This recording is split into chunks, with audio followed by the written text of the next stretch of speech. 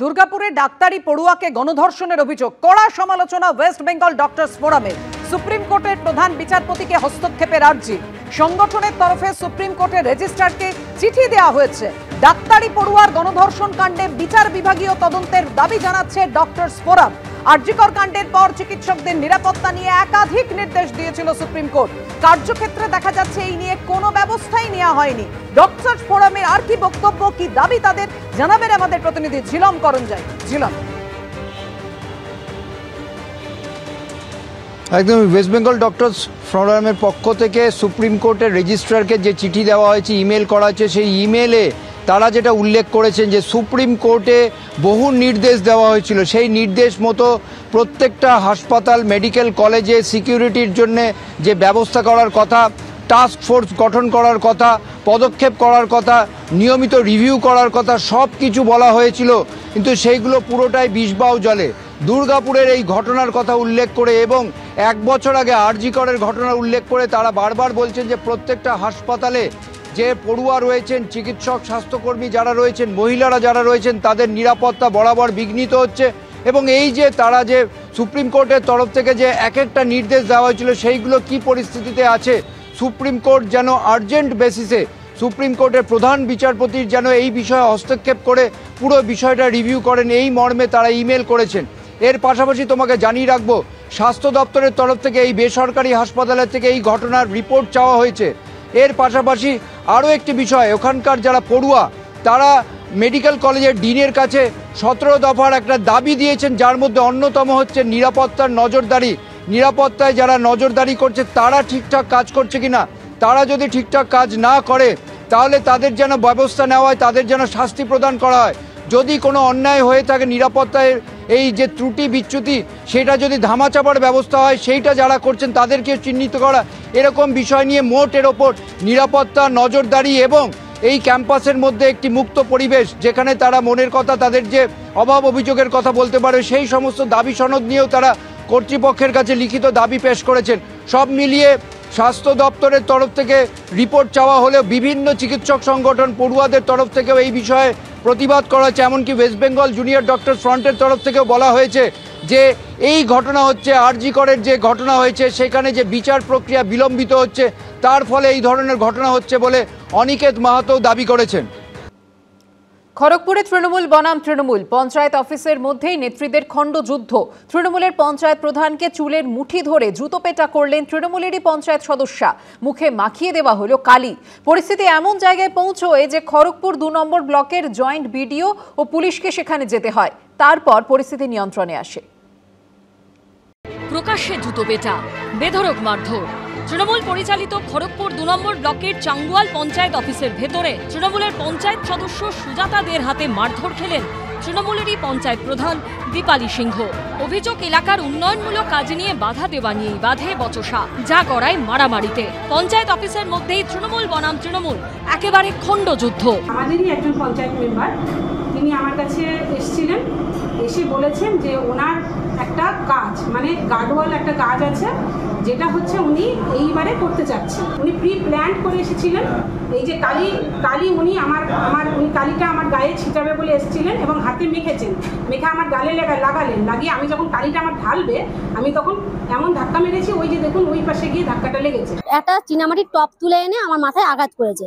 এবার মাথায় আঘাত করার পর আমাকে চিড়েছে নখে টকে, এবং মুখে কালি লাগিয়েছে আমাকে, এবং পুরো জামা, ওড়না, দোপাট্টায় পুরো কালি লাগিয়ে দিয়েছে। অঞ্চল অফিস জিপি গ্রুপে আমি পুরো তালা ঝুলে রেখে দিয়েছি।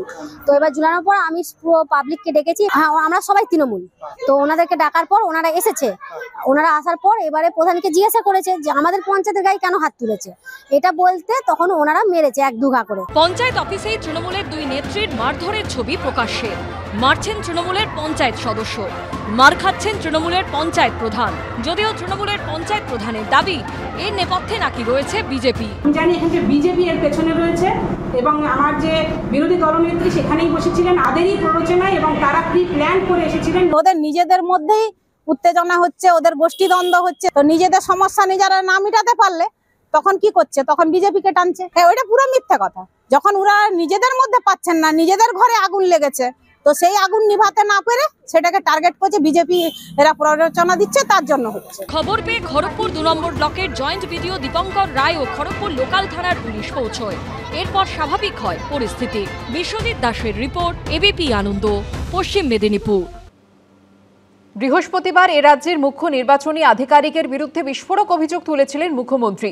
24 ঘন্টার মধ্যে এ বিষয়ে মুখ্যমন্ত্রীকে চ্যালেঞ্জ ছুড়লেন বিরোধী দলনেতা শুভেন্দু অধিকারী। সোমবারের মধ্যে মুখ্যমন্ত্রীর অভিযোগের প্রমাণ দিতে হবে বলে সময়সীমা বেঁধে দিলেন বিরোধী দলনেতা। এখানে যিনি সিইও স্টেটের থেকে যিনি গেছেন, যিনি যার বিরুদ্ধে অনেক কিছু অভিযোগ আছে, যেটাকে আমি রাজনৈতিক ভাষাও বলবো না, গুন্ডাদের ভাষা বলে বলবো। এসআইআর শুরুর আগেই রাজ্যে বেনজির সংঘাতের পরিস্থিতি। বৃহস্পতিবার সরাসরি রাজ্যের মুখ্য নির্বাচনী আধিকারিকের বিরুদ্ধে বিস্ফোরক অভিযোগ করেছিলেন মমতা বন্দ্যোপাধ্যায়। 24 ঘন্টার মধ্যে তার দিকে পাল্টা চ্যালেঞ্জ ছুড়ে দিলেন শুভেন্দু অধিকারী, বেঁধে দিলেন ডেডলাইন। এখানে যিনি সিইও স্টেটের থেকে যিনি গেছেন, যিনি যার বিরুদ্ধে অনেক কিছু অভিযোগ আছে, সেগুলো সময় হলে বলবো। আশা করি তিনি বেড়ে খেলবেন না, মানে ওভার রিঅ্যাক্ট করবেন না। তিনি বড্ড বেশি অফিসারদের থ্রেট করছেন, যিনি নিজে নানা অভিযোগে দুর্নীতিগ্রস্ত। মনোজ আগরওয়ালের বিরুদ্ধে আপনার কাছে কি তথ্য আছে? আপনি যদি সোমবারের মধ্যে মনোজ আগরওয়াল মহোদয়ের দুর্নীতি প্রকাশ করতে না পারেন, আপনাকে সোমবার বিকেল 5টা অবধি টাইম দিয়ে গেলাম। প্রমাণ দিতে হবে আপনাকে। প্রমাণ না দিলে দেওয়ালির পরে কয়েক হাজার লোক নিয়ে আসবো। পাল্টা শুভেন্দু অধিকারীকে জবাব দিয়েছে তৃণমূল, যদিও তারপরও নিজের আক্রমণে অনড় বিরোধী দলনেতা। শুভেন্দু অধিকারী বিরোধী দলনেতা এবং বিজেপি নেতারা চূড়ান্ত হতাশাগ্রস্ত, অবসাদগ্রস্ত রাজনীতি করছেন। তারা এক একটা নির্বাচন এলে এক এক রকম হুমকি দেন। একবার দেন দিল্লির নির্বাচন কমিশন ভোট করবে, এবার দেখব, করেছে, ওরা হেরেছে। সেন্ট্রাল ফোর্স দিয়ে ভোট করাবো, করিয়েছে, হেরেছে। এবার ভোটার লিস্টটাকে কারচুপি করার নানা চেষ্টা, এগুলো করতে গিয়ে ওদের যে এখন জাতক্রোধ হয়ে গেছে, ওদের সব চক্রান্তগুলো ফাঁস হয়ে গেছে, সেই কারণে এই ধরনের আচরণ করে বেড়াচ্ছে। করে থাকলে কি দুর্নীতি তার প্রমাণ কি? 2, কোন আধিকারিককে চমকেছেন, কখন চমকেছেন, কিভাবে চমকেছেন, সেই আধিকারিকের অভিযোগ যদি সামনে না আনেন তাহলে ধরে নেব আপনি এসআইআর নিয়ে ভয় পেয়েছেন, ক্ষমতা হারানোর ভয় পেয়েছেন, তাই আপনি এই ধরনের কথাবার্তা বলেছেন। সূত্রের খবর, আগামী সপ্তাহ থেকেই পশ্চিমবঙ্গে শুরু হয়ে যাবে এসআইআর। 3 মাসের মধ্যে শেষ হবে গোটা প্রক্রিয়া। এসআইআর শেষ হবার 3 মাস পর হবে বিধানসভা নির্বাচন। রুমা পাল ও আশাবুল হোসেনের রিপোর্ট, এবিপি আনন্দ, কলকাতা।